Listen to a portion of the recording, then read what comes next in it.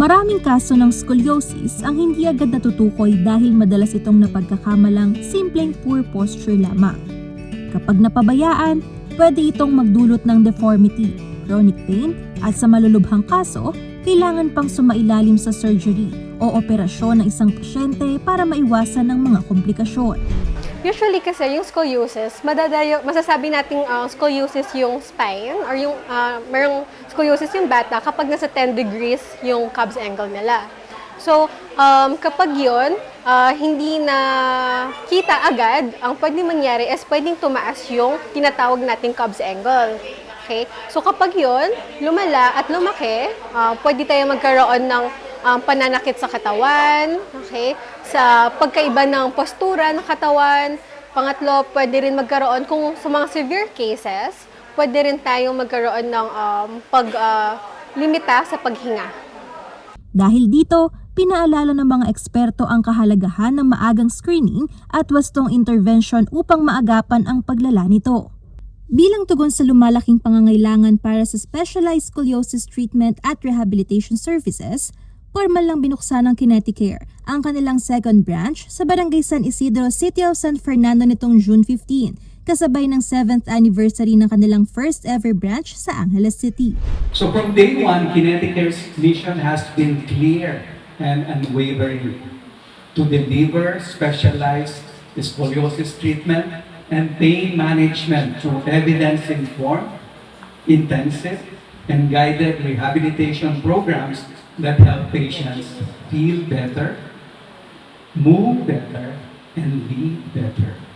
So I envision Kineticare becoming the leading physical therapy and rehabilitation center, empowering patients with long-term, sustainable management for spinal deformities and chronic pain. That vision has always been his North Star.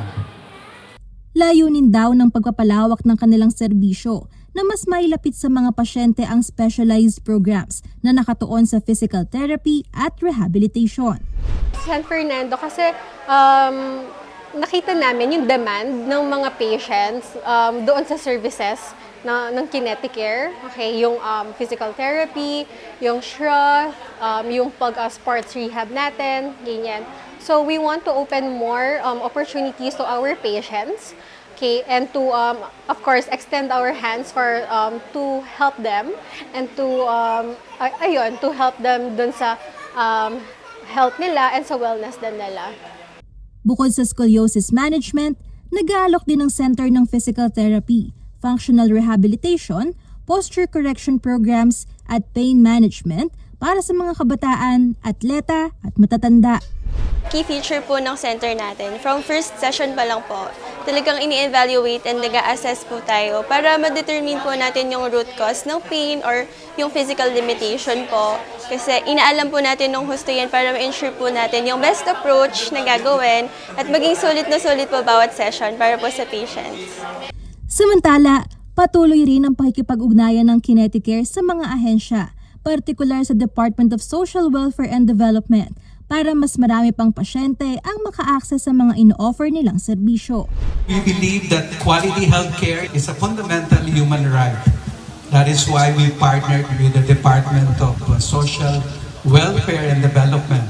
Through this partnership, we proudly accept guarantee letters under the Assistance to Individuals in Crisis Situation or IX program, ensuring low-income families get the world-class treatment they deserve. Bukas ang Kineticare para sa mga nagnanais magpakonsulta o mag-undergo ng therapy sessions na akma sa mga pasyenteng nangangailangan. Sa mga gusto pong magpa-treat dito sa Kineticare Scoliosis and Pain Management Center, we're open 9 a.m. to 7 p.m. Monday to Saturdays. Pwede nyo pong kaming i-follow sa Facebook and Instagram, Kineticare Scoliosis and Pain Management Center.